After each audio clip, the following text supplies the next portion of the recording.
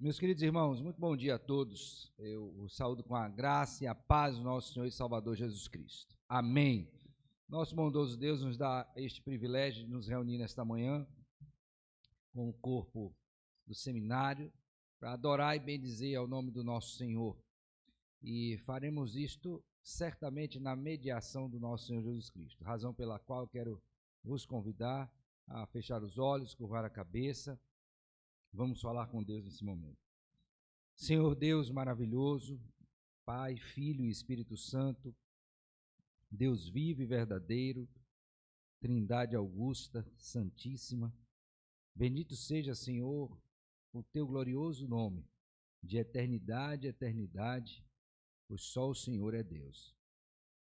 Nos alegramos, ó Deus, por este privilégio que o Senhor nos concede em Cristo Jesus, de nos reunir para adorar o teu santo nome.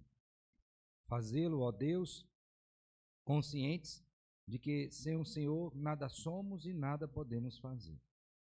Fazê-lo, ó Deus, conscientes de que carecemos da tua palavra, carecemos, ó Deus, da instrução que vem do Senhor para a santificação da nossa vida. Por isso rogamos, ó Deus, sê conosco, ajuda-nos, dirige-nos, fala conosco, segundo a tua graça. Nós pedimos tudo isso, ó Deus, entregando a vida de cada um de nós nas tuas mãos, e o fazemos em Cristo Jesus, Senhor e Salvador nosso, com gratidão e perdão dos nossos pecados. Amém, amém. Vamos nesse momento, irmãos, abrir a palavra do Senhor na epístola que o apóstolo Paulo escreveu aos Efésios, capítulo 1, e faremos a leitura alternada, de pé, do verso número 3 até o verso número 23. Efésios 1, 3 a 23.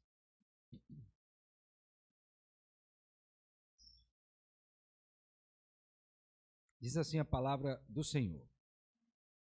Bendito Deus e Pai de nosso Senhor Jesus Cristo, que nos tem abençoado com toda a sorte de bênção espiritual nas regiões celestiais em Cristo.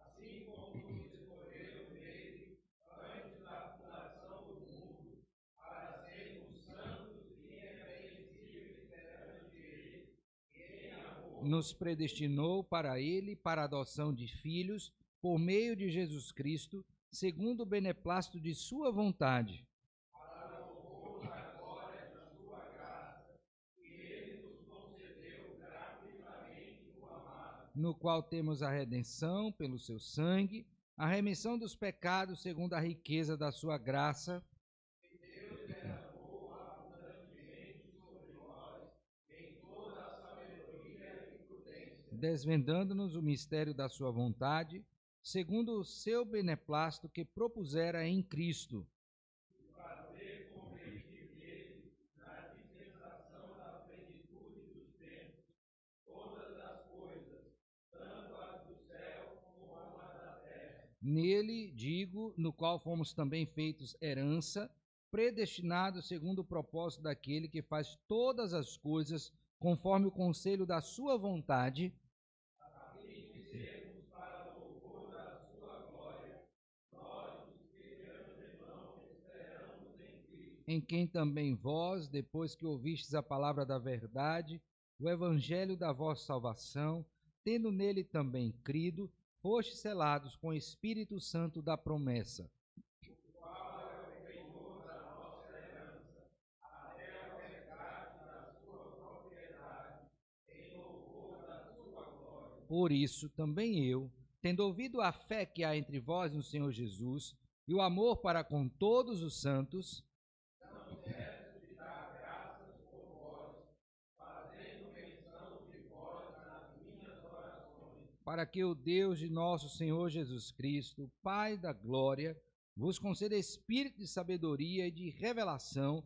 no pleno conhecimento dele, iluminados os olhos do vosso coração, para saberdes qual é a esperança do seu chamamento, qual a riqueza da glória da sua herança dos santos, e qual a suprema grandeza do seu poder para com os que cremos, segundo a eficácia da força do seu poder, qual exerceu ele em Cristo, ressuscitando-o dentre os mortos e fazendo-o assentar à sua direita nos lugares celestiais, acima de todo principado e potestade, poder e domínio, e de todo nome que se possa referir, não só no presente século, mas também no vindouro.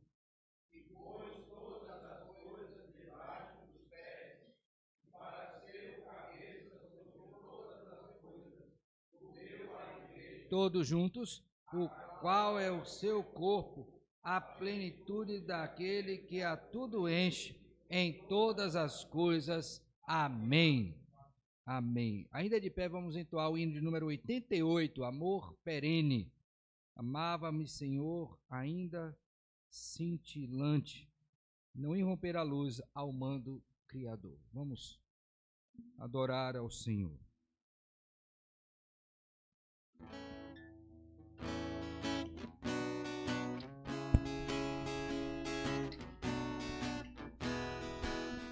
Cantemos.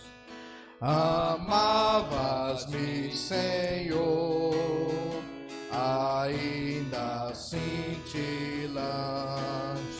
não irromper a luz ao mando Criador, e nem o ardente sol rompendo no levante trouxera a terra e o mar a força fecundante. Meu Deus, que amor, meu Deus, que eterno amor. Amavas-me, Senhor, também quando imolado por mim sofreu na cruz, comigo Salvador, o Santo de Israel, o teu Cordeiro amado, levando sobre si a culpa do pecado. Meu Deus, que amor, meu Deus, que antigo amor. Amavas-me, Senhor, quando atingiu meu peito o Espírito de luz, o meu consolador, e com tesouros mil de teu favor perfeito trouxe a minha alma fé, em que hoje me deleito. Meu Deus, que amor, meu Deus, que antigo amor, e sempre me amarás, porque jamais inferno ou mundo poderão ao teu querer se opor, ao teu decreto, ó Deus, ao teu decreto eterno, ao teu amor, ó Pai, ao teu amor superno. Meu Deus, que amor, és sempre todo amor.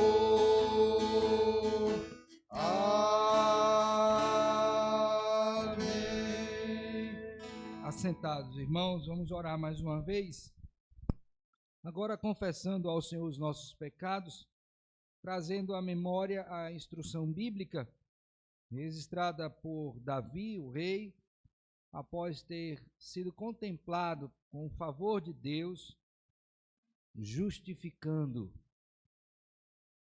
Bem-aventurado aquele cuja iniquidade é perdoada, cujo pecado é coberto. Bem-aventurado o homem a quem o Senhor não atribui iniquidade, em cujo espírito não há dolo. Enquanto calei os meus pecados, envelheceram os meus ossos pelos meus constantes gemidos todo dia, porque a tua mão pesava dia e noite sobre mim, e o meu vigor se tornou em sequidão de estio. Confessei-te o meu pecado, e a minha iniquidade não mais ocultei. Disse: confessarei ao Senhor as minhas transgressões, e tu perdoaste a iniquidade do meu pecado. Amém. Amém.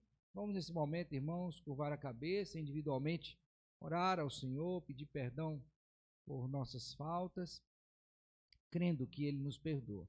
Em seguida, nosso irmão reverendo Alexandre orará agradecendo pelo perdão que em Cristo temos recebido.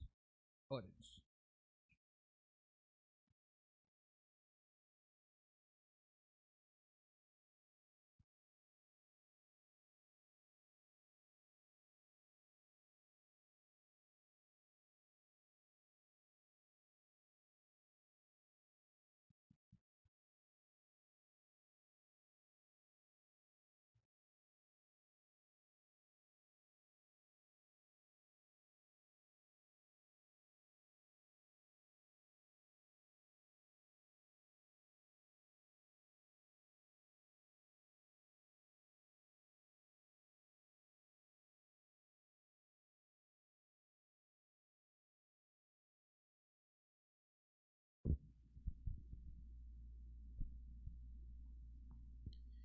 Senhor Deus, Pai amado, neste exercício devocional,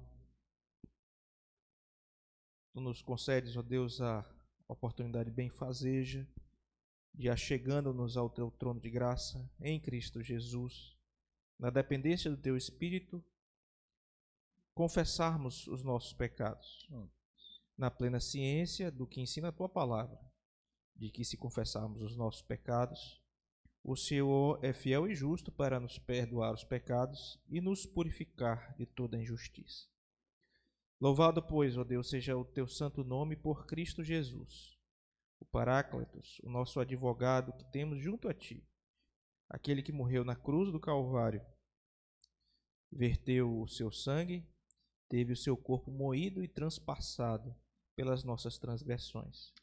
É por meio dele, em nome dele e para a glória dele, que nós nos achegamos diante do Senhor, solicitando, ó Deus, que mais uma vez o Senhor graciosamente perdoe os nossos pecados, aqueles que são feitos voluntariamente, portanto mais terríveis, que o Senhor nos livre em Cristo Jesus, aqueles que são feitos também por omissões, por pensamentos, que o Senhor nos conceda perdão, as falhas, ó Deus, que são individuais, mas também aquelas que cometemos enquanto coletividade, enquanto grupo que forma aqui esta casa de profetas, o Seminário Teológico do Nordeste. Que o Senhor também nos perdoe, ó Deus.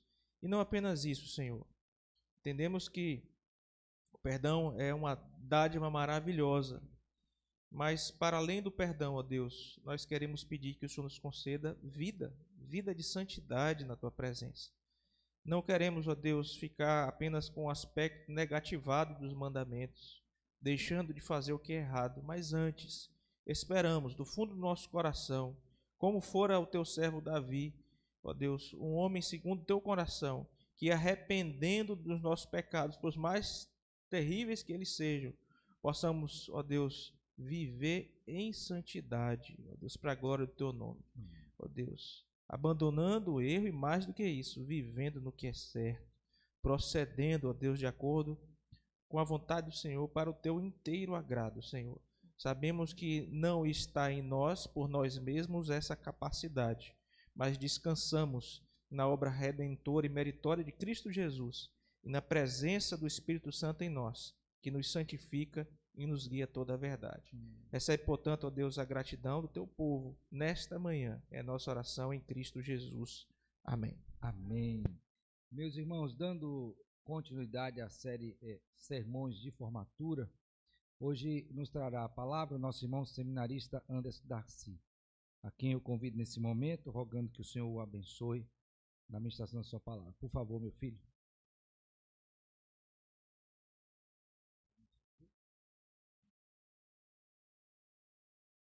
Meus amados irmãos, bom dia a todos.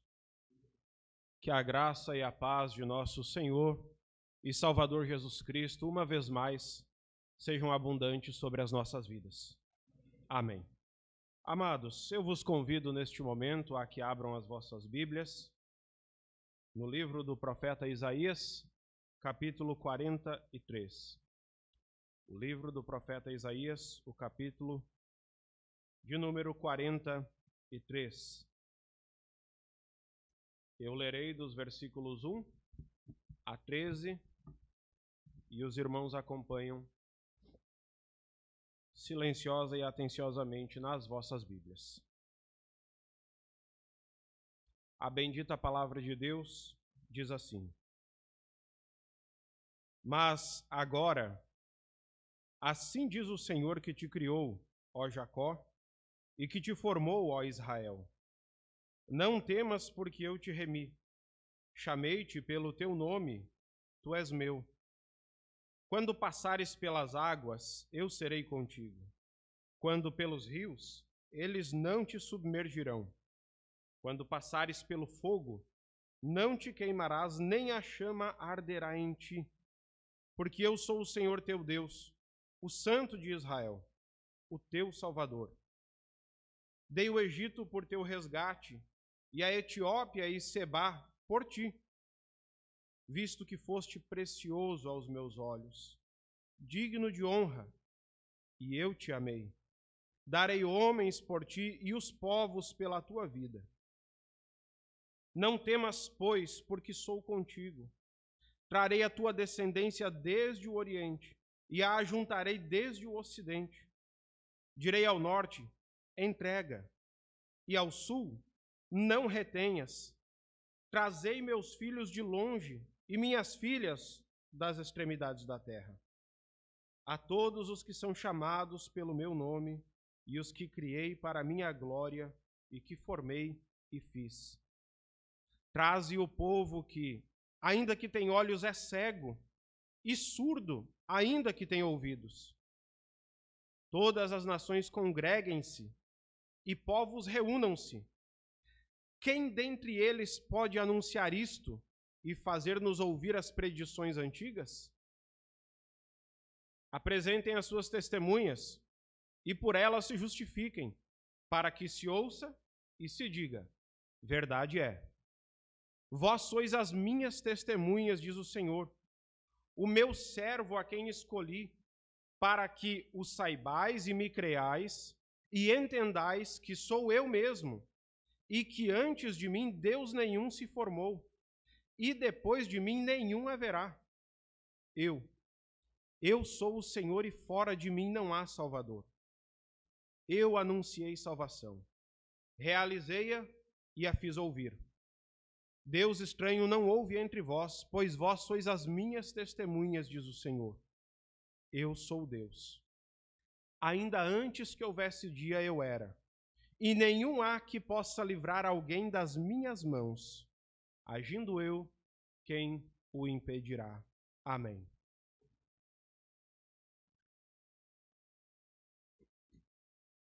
Irmãos, a canadense Margaret Fishback, ela escreveu um poema que ficou muito conhecido e provavelmente muitos de vocês já viram, inclusive emoldurado na parede de algumas casas. O poema chamado Passos ou Pegadas na Areia. Neste poema ela conta que sonhou que andava na praia, ladeada pelo Senhor. Enquanto caminhava na areia da praia, ela via no céu sendo transmitidas, sendo passadas as cenas da sua vida. Até que, em determinado momento, começaram a passar as cenas mais difíceis da sua vida, as maiores tribulações pelas quais ela havia passado. E qual não foi a surpresa dela ao olhar para trás e perceber apenas um par de pegadas na areia? E logo ela reclama para o Senhor e diz: Senhor, justamente quando eu mais precisei, o Senhor me abandonou. E o Senhor responde a ela e diz: não, eu não te abandonei. nos momentos em que você mais precisou, nas suas maiores tribulações e dificuldade, eu te sustentei, carregando-te no colo. O único par de pegadas que tem na areia são os meus. Irmãos, o povo de Israel estava vivendo exatamente como a autora relata no poema. Eles estavam achando que Deus os havia abandonado. Eles acreditavam que já não havia mais redenção, esperança de restauração para si. E pior, eles afundaram-se na idolatria achando que os deuses babilônicos poderiam fazer alguma coisa por eles. E não é exatamente esse o sentimento que muitas vezes toma de assalto o nosso coração? De pensar que somos abandonados por Deus, deixados por Deus à nossa própria sorte? Quantas vezes vivemos dias como se Deus existisse sim, mas que não interferisse nas nossas vidas e que nós tivéssemos que buscar pelos resultados aos quais desejamos? Quantas vezes, meus irmãos, não depositamos a nossa confiança em coisas ou pessoas, chegando ao ponto de colocá-las como um ídolo no nosso coração, no lugar do próprio Deus? Nesta manhã eu quero dizer para vocês que só há redenção em Cristo Jesus. Por isso o seu povo, os seus eleitos, devem confiar nos seus cuidados e testemunhar os seus grandiosos feitos. Só há redenção em Cristo Jesus. Por isso, os seus eleitos devem confiar no seu cuidado e testemunhar dos seus grandiosos feitos. Para que nós possamos compreender o texto de Isaías que está diante de nós, nós precisamos entender o seu contexto. Até o capítulo 39 de Isaías, o Senhor traz uma palavra de julgamento e de esperança. De julgamento, porque o seu povo seria levado cativo por causa da sua rebeldia e de pecados. Mas também uma palavra de esperança, porque o Senhor promete que iria redimi-los. E é a partir do capítulo 40 que nós vamos ver Isaías profetizando esta esperança de redenção. Isto é tão verdade que o capítulo 40 inicia com Deus falando através de Isaías: consolai, consolai o meu povo. E essa esperança, que é registrada a partir do capítulo 40, deveria levar o povo de Deus, o povo escolhido por Deus, a confiar nele. Nós fomos para o cativeiro por causa da nossa rebeldia e pecado, mas o Senhor vai nos redimir, Ele vai nos resgatar. Mas o contrário acontece. Se nós prosseguirmos mais alguns versículos no capítulo 40, no versículo 27, nós vamos perceber que ao invés de confiar em Deus, o povo de Deus acusa o Senhor de tê-lo abandonado, de não fazer caso do seu estado atual. E este texto, o capítulo 43, ele está dentro de uma sessão que encena um julgamento. E esta sessão vai do capítulo 40 ao 48 e se divide da seguinte forma. No capítulo 40 nós vemos a acusação do povo. O povo acusa Deus de os haver abandonado. No capítulo 41 ao 47, o Senhor responde ao povo dizendo que o exílio babilônico não foi negligência da sua parte, não foi descuido seu. Na verdade, este era exatamente o propósito de Deus, esta era a vontade de Deus. O cumprimento exato da sua vontade como juízo pelo pecado de Israel. E Deus também diz para eles, dentro desta sessão, do capítulo 41 ao 47, que os deuses babilônicos não passam de ídolos e que não podem fazer nada por eles. E finalmente encerra-se esta encenação no capítulo 48, com o Senhor repreendendo a infidelidade de Israel. Entendido este cenário ao qual está inserido a passagem que nós estamos expondo, nós podemos iniciar então o nosso primeiro ponto, que será do versículo 1 ao versículo 7. O povo eleito de Deus não deve temer, antes deve confiar no cuidado do seu Salvador. O povo eleito de Deus não deve temer, antes deve confiar no cuidado do seu Salvador. O texto bíblico, meus irmãos, nós o dividiremos em dois subtópicos. São dois subtópicos aos quais eu dei o título de Não temas. O primeiro deles, do versículo 1 ao 4, não temas, Israel, pois você pertence a Deus. Veja o texto bíblico. Mas agora, assim diz o Senhor, que te criou, ó Israel, e que te formou, ó Israel. Não temas, porque eu te remi. Chamei-te pelo teu nome, tu és meu. Quando passares pelas águas, eu serei contigo. Quando pelos rios, eles não te submergirão. Quando passares pelo fogo, não te queimarás, nem a chama arderá em ti, porque eu sou o Senhor teu Deus, o Santo de Israel, o teu Salvador. Dei o Egito por teu resgate, e a Etiópia e Sebá por ti, visto que foste precioso aos meus olhos, digno de honra, e eu te amei. Darei homens por ti e os povos pela tua vida. Não temas, Israel, pois você pertence a Deus. Irmãos, esta sessão que se inicia no capítulo 43, ela é uma sequência da sessão imediatamente anterior, no capítulo 42, versículos 18 a 25.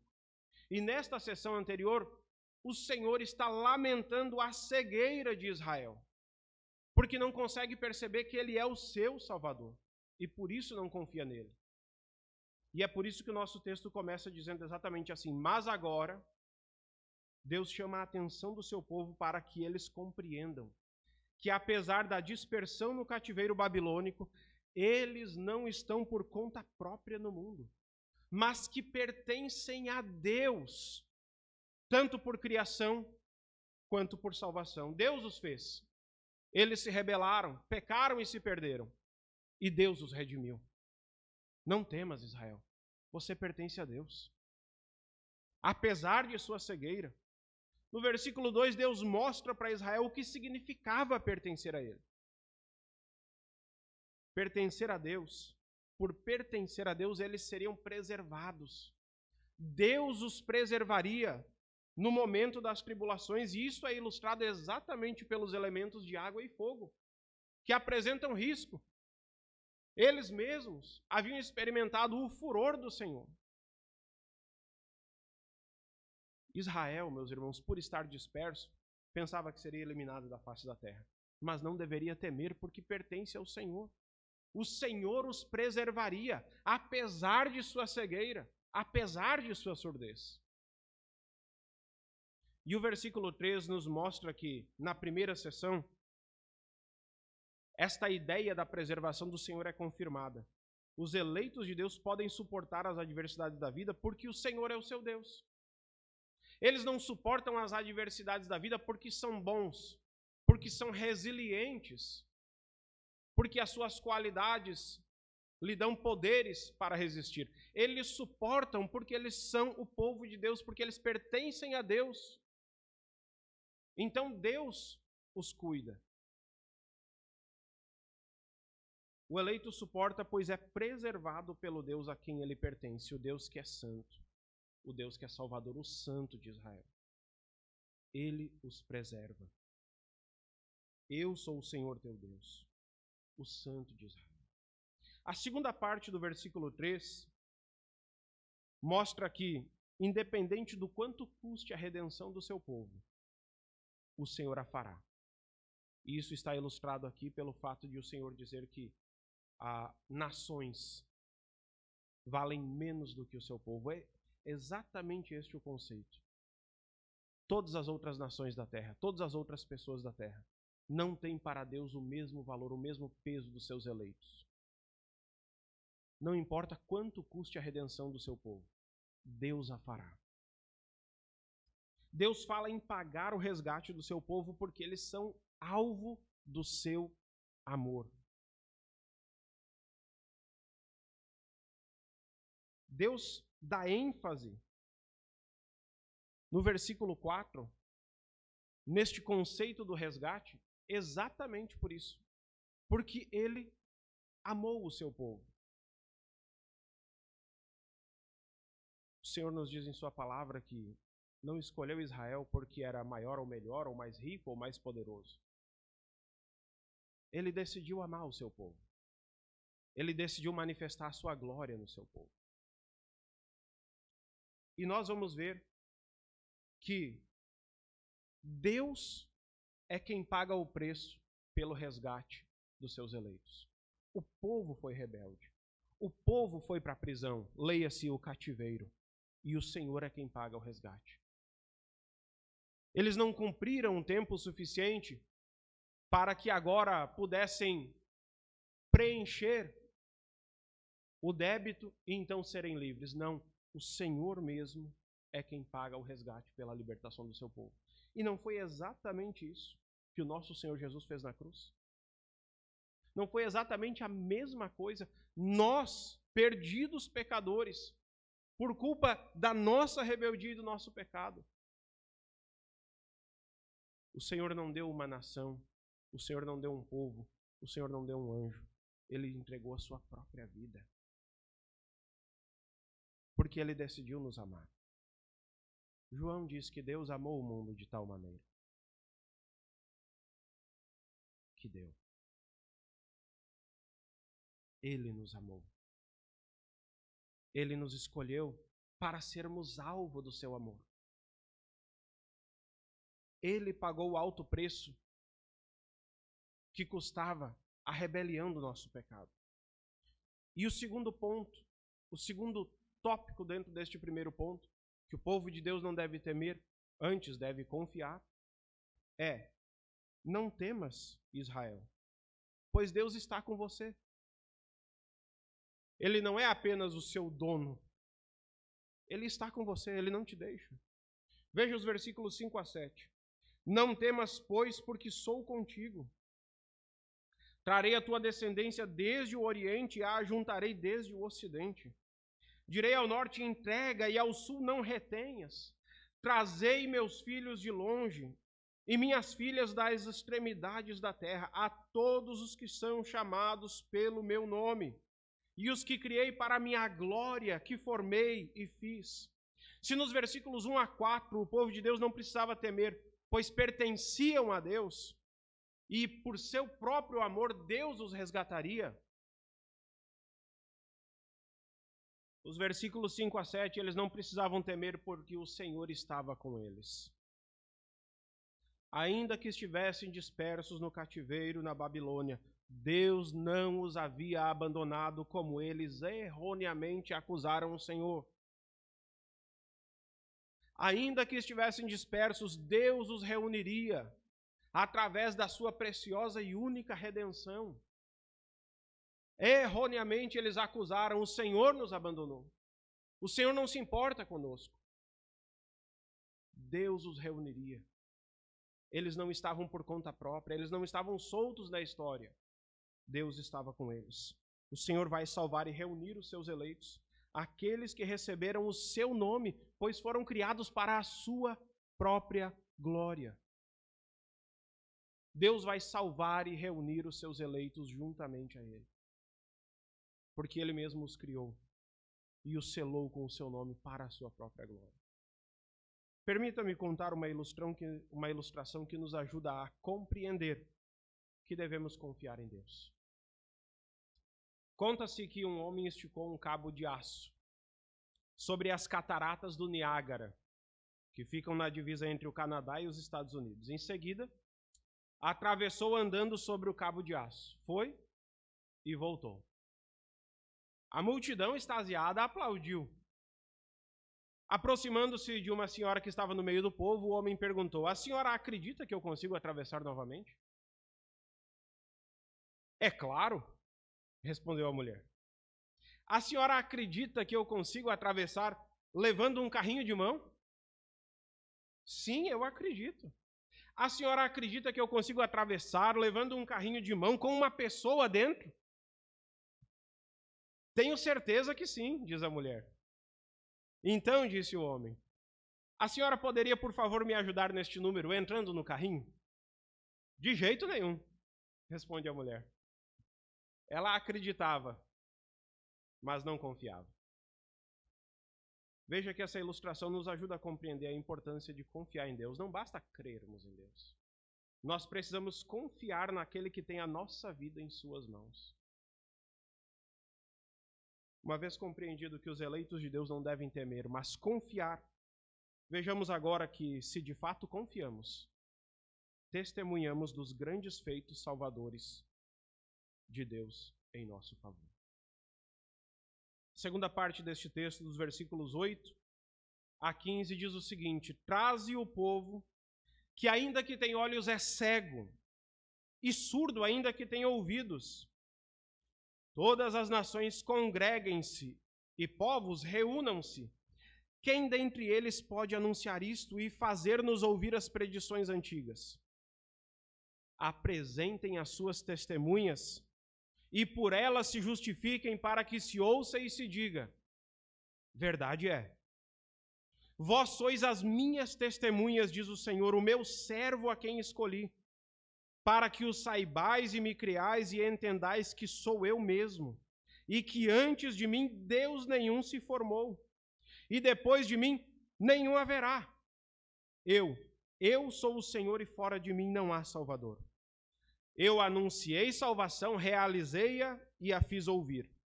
Deus estranho não houve entre vós, pois vós sois as minhas testemunhas, diz o Senhor. Eu sou Deus. Ainda antes que houvesse dia eu era, e nenhum há que possa livrar alguém das minhas mãos. Agindo eu, quem o impedirá? Amados, esta segunda parte do nosso texto, o Senhor ordena que o seu povo seja levado à sua presença, apesar de não lhe fazerem caso, apesar de não confiarem nele, evidenciado pela sua surdez e cegueira. Em seguida, no versículo 9, o Senhor chama aquela ilustração que falamos, aquela encenação do tribunal que compõe esses 8 versículos, o Senhor chama as nações à sua presença. Ele convoca as nações para que elas testemunhem dos seus deuses, desafiando elas a confirmarem se haviam recebido o devido cuidado dos seus deuses. Venham, testemunhem e digam, é verdade. O Deus de vocês já havia predito para vocês as dificuldades e a salvação que operaria. Venham, testemunhem. No versículo 10, Deus lembra o povo de Israel que, ao contrário das outras nações, Israel sim pode testemunhar do seu Deus. Ao contrário das nações pagãs e idólatras, Israel sim pode confiar no seu Deus, pois ele havia predito o que aconteceria, e mesmo sabendo da rebeldia do seu povo, lhes resgataria a custas próprias. Por isso Deus assevera que é o único e verdadeiro Deus. É por isso que só há redenção em Jesus Cristo. A última parte, os versículos 11 a 13, além de Deus anunciar que Ele é o único Deus, Ele anuncia que é o único Salvador.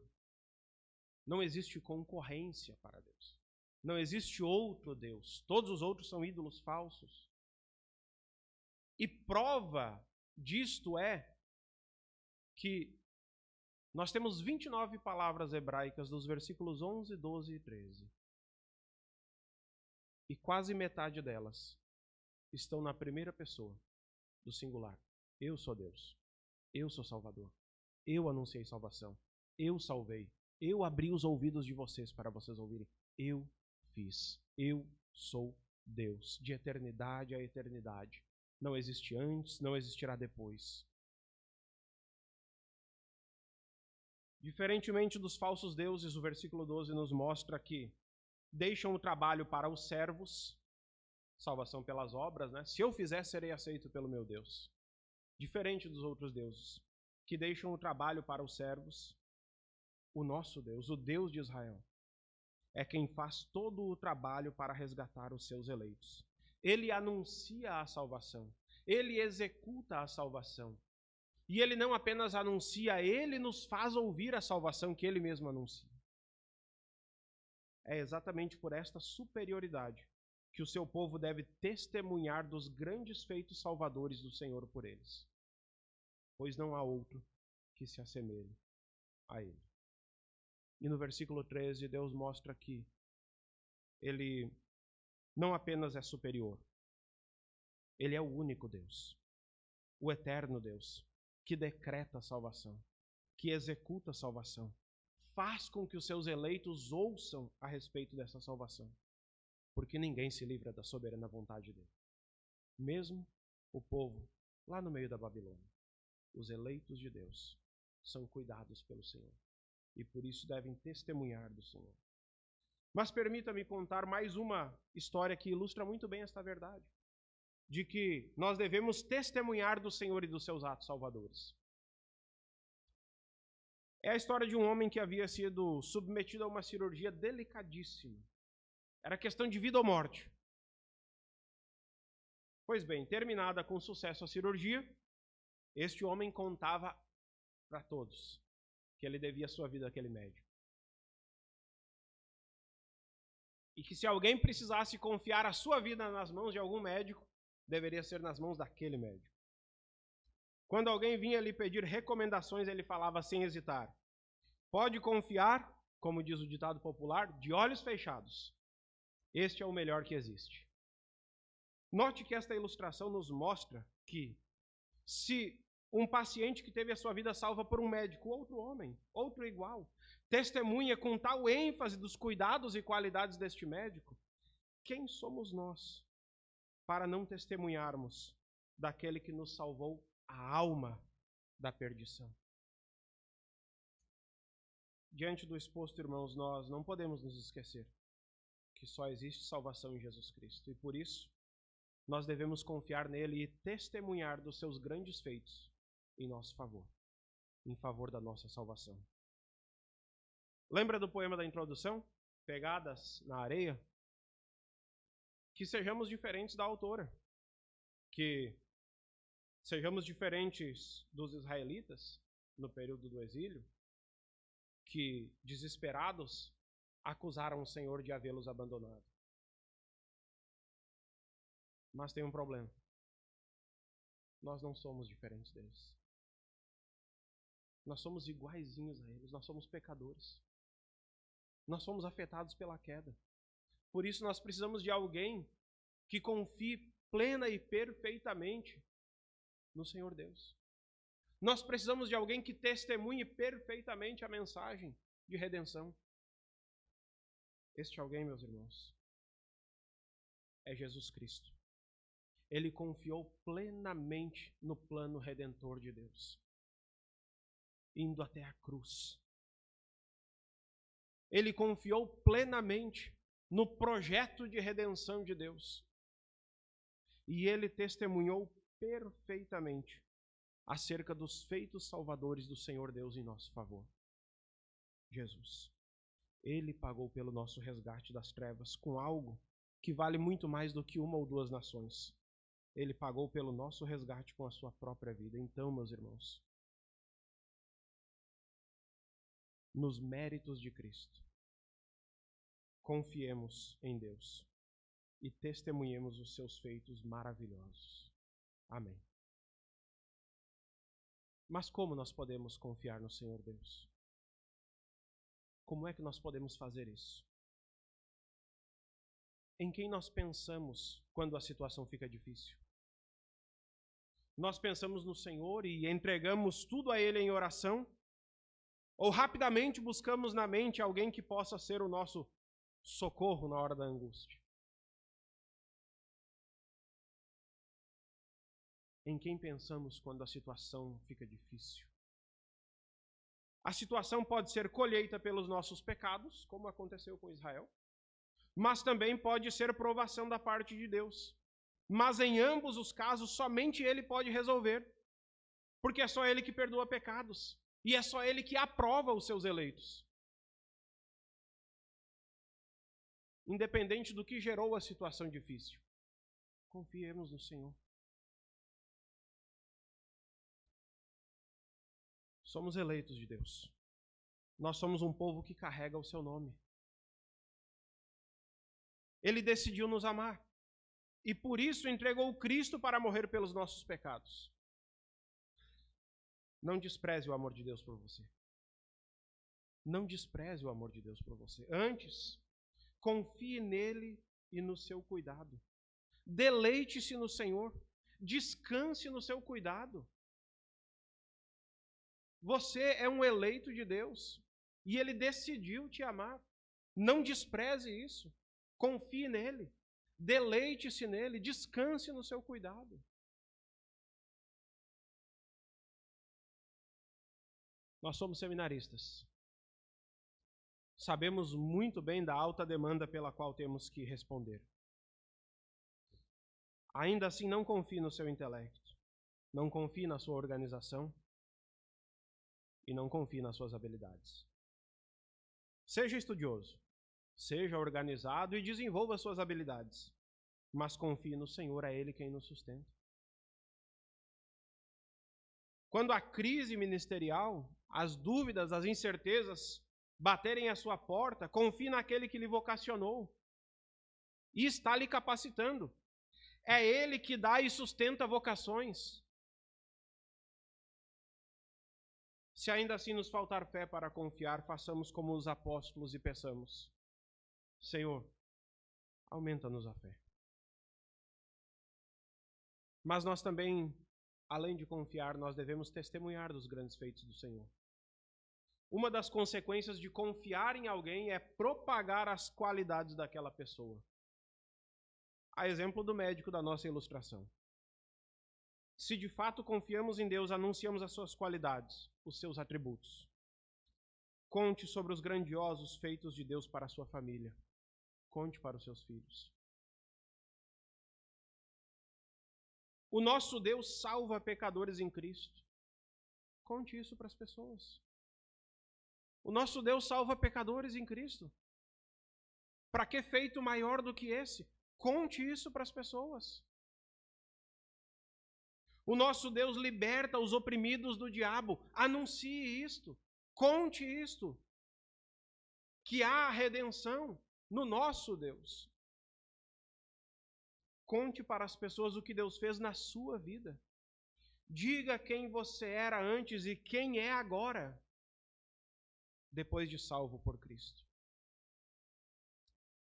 Que Deus nos ajude a compreender que só há redenção no seu Filho Jesus Cristo e que por isso nós devemos confiar nele, nos seus cuidados e testemunhar dos seus grandes feitos salvadores em favor das nossas vidas.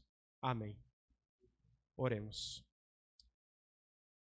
Senhor, nos ajuda, porque à semelhança do povo de Israel, por vezes estamos cegos, surdos e não confiamos no Senhor e não testemunhamos do Senhor.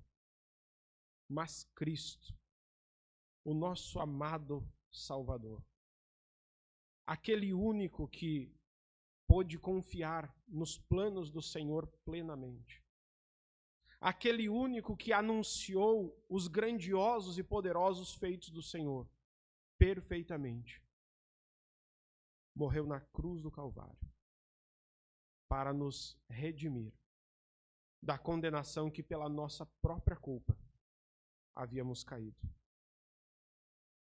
Por isso, uma vez resgatados, nós queremos confiar mais no Senhor. Nós queremos testemunhar os feitos do Senhor em nosso favor. Ajude-nos nos méritos de Cristo e no nome de Cristo. Amém. Reverendo José Alex. Meu querido irmão Anderson, que Deus o abençoe ricamente, meu filho, e o faça prosperar em sua obra, louvando sempre e adorando ao nosso Deus, inclusive pela pregação da sua palavra.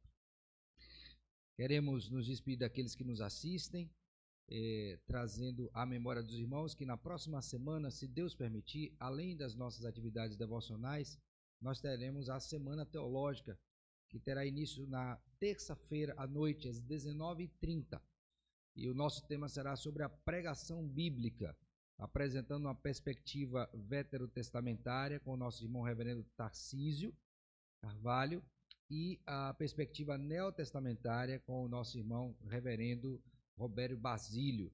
Então, espero vocês também que assistem ao nosso canal para acompanhar esta programação. E caso residam próximo aqui da nossa cidade, estão convidados a participar, já que o evento é gratuito também, está aberto àqueles que desejarem, tá bom? Que Deus abençoe ricamente a sua vida, tenham todos um excelente final de semana e preparando-se assim para o dia do Senhor, se Ele assim nos permitir. Um abraço para todos, Deus abençoe ricamente.